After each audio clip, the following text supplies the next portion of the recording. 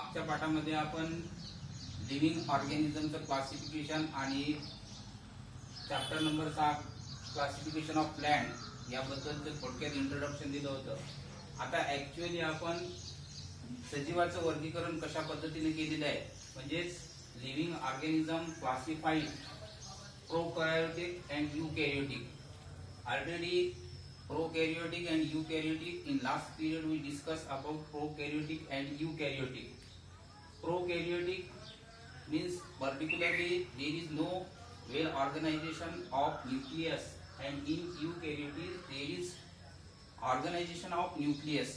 So all living organism which are the particularly 5 kingdom system proposed by Robert Whittaker in 1959, means such types of living organism classified by the one of the scientists Whittaker, known as 5 kingdom system. So how such types of 5 kingdom system divided? So living organism divided into prokaryotic and eukaryotic. Prokaryotic shows one of the kingdom, that is Monera. Eukaryotic divided into two parts, unicellular and multicellular. In unicellular, one of the cell responsible to do all activities under this second kingdom, that is Protista, include in it. In multicellular, here multicellular organism divided with the help of cell wall and without cell wall. With cell wall, here the organism divided into two kingdom, that is under heterotrophs and autotrophs.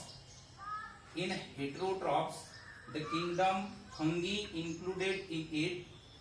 Autotrophs, kingdom number 4, plantae include in it, and without cell wall, the hive kingdom, that is Animalia, include in it. So such types of hive kingdom system which is proposed by Whittaker, the such types of hive kingdom system already we are going to deal with the detailed study of classification of plant. म्हणजेच काय की ज्यावेळी सजीवाचं वर्गीकरण आपण करतो तर त्यावेळी सजीवाचं वर्गीकरण या ठिकाणी 5 किंगडम मध्ये या ठिकाणी विभागले गेलेले आहे। ते 5 किंगडम म्हणजेच मोनेरा आहे, प्रोटिस्टा आहे, त्याच्यानंतर फंगी आहे, त्याच्यानंतर प्लांटी आहे आणि ॲनिमेलिया आहे। तर ही 5 किंगडम सिस्टीम जी आहे तर ही त्या ठिकाणी विटकर नावाच्या सायंटिस्टनं आपल्या समोर त्या ठिकाणी ठेवलेली आहे।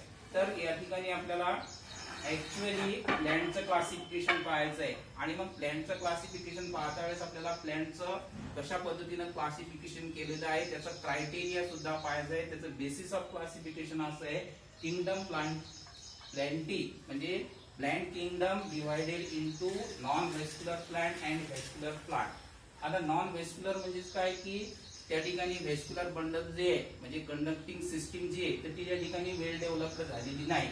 व्हॅस्क्युलरायझेशन म्हणजे व्हॅस्क्युलर सिस्टीम जी आहे जसं की जायलम आहे, फ्लोएम आहे, ट्रचिव्स आहे, म्हणजेच कंडक्टिंग सिस्टीम जी आहे ती त्या ठिकाणी वेल डेव्हलप झालेली आहे। आता ज्या ठिकाणी नॉन व्हेस्क्युलर आहे ज्याच्यामध्ये कंडक्टिव्ह सिस्टीम डेव्हलप झालेली नाही त्याच्यामध्ये क्रिप्टोगॅमी अशा पद्धतीचं सब किंगडम या ठिकाणी येतं, तर त्यालाच आपण नॉन फ्लॉवरिंग प्लांटचा ग्रुप असं म्हणलेला आहे। व्हॅस्क्युलर प्लांट मध्ये फिनोरोगॅम्स म्हणजेच त्या ठिकाणी हा जो किंगडम प्लांटी जे आहे तर या 2 सब किंगडम मध्ये डिवाइड झालेला आहे, एक क्रिप्टोगॅमी आणि दुसरं फिनोरोगॅमी। फिनोरोगॅमी म्हणजे फ्लॉवरिंग प्लांट। त्याच्यानंतर क्रिप्टोगॅमी याच्यामध्ये नॉन फ्लॉवरिंग प्लांट आपण म्हणलेलं आहे, त्याच्यामध्ये 3 डिव्हिजन पडतात। 3 डिव्हिजन मध्ये या ठिकाणी थॅलोफायटा हा एक डिव्हिजन आहे, दुसरा ब्रायोफायटा आहे, तिसरा टेरिडोफायटा आहे। परंतु टेरिडोफायटा हा जो डिव्हिजन आहे नॉन व्हेस्क्युलर प्लांट मधला क्रिप्टोगॅमी मधला याच्यामध्ये व्हेस्क्युलरायझेशन आढळून येतं, म्हणजे Pteridophyta already include in vascular means well developed xylem, phloem or conducting systems already developed in the course of evolution in this Pteridophyta. Then in the vascular plant, phanerogams flowering plant divided into two division, gymnosperm and angiosperm. Gymnosperms means the group of plant which shows naked seed, and in case of angiosperm the seeds are present in the fruit. Then angiosperm divided into monopod and dipod. Overall, such types of kingdom Plantae divided into here vascular, non-vascular, vascular, non-vascular, cryptogamy, non-flowering plant, vascular, phanerogams means flowering plant ज्यांना फुले येतात अशा पद्धतीचा या ठिकाणी एक वनस्पतीचा group आहे.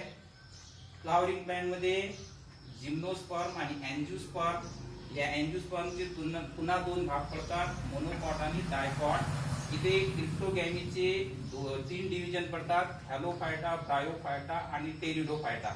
तर यामधला टेरिडोफायटा आहे, तर हा टेरिडोफायटा या ठिकाणी ऍडव्हान्स आहे, कारण की याच्यामध्ये थोडंफार व्हॅस्क्युलरायझेशन आपल्याला आढळून येतं. तर अशा पद्धतीनं आपल्याला या ठिकाणी हे जे क्रायटेरिया आहेत, हे क्रायटेरिया आपल्याला या ठिकाणी वनस्पतीचं वर्गीकरण करताना पाहावं लागते. म्हणजेच काय की क्रायटेरिया कसा वापरलेला आहे की त्याच्यामध्ये व्हॅस्क्युलरायझेशन आहे का, व्हॅस्क्युलर किंवा नॉन व्हॅस्क्युलर आहे का, त्याच्यानंतर त्या ठिकाणी फ्लॉवरिंग आहे का, नॉन फ्लॉवरिंग आहे, त्याच्यानंतर त्याची जी सीड आहे ती नेकेड आहे का किंवा त्या ठिकाणी फ्रूटच्या आतमध्ये आहे का, त्याच्यानंतर त्या ठिकाणी हे जे सीड आहे तर ते मोनोपॉट आहे का, डायपॉट आहे. म्हणजे हाय लेवल म्हणजे लो लेवल क्रायटेरिया आणि हाय लेवल क्रायटेरिया अशा पद्धतीनं या ठिकाणी आपल्याला त्या प्लॅन्ट किंगडमचा ज्यावेळेस आपण क्लासिफिकेशन पाहतो तर त्या ठिकाणी त्याचा क्रायटेरिया अशा पद्धतीनं आहे.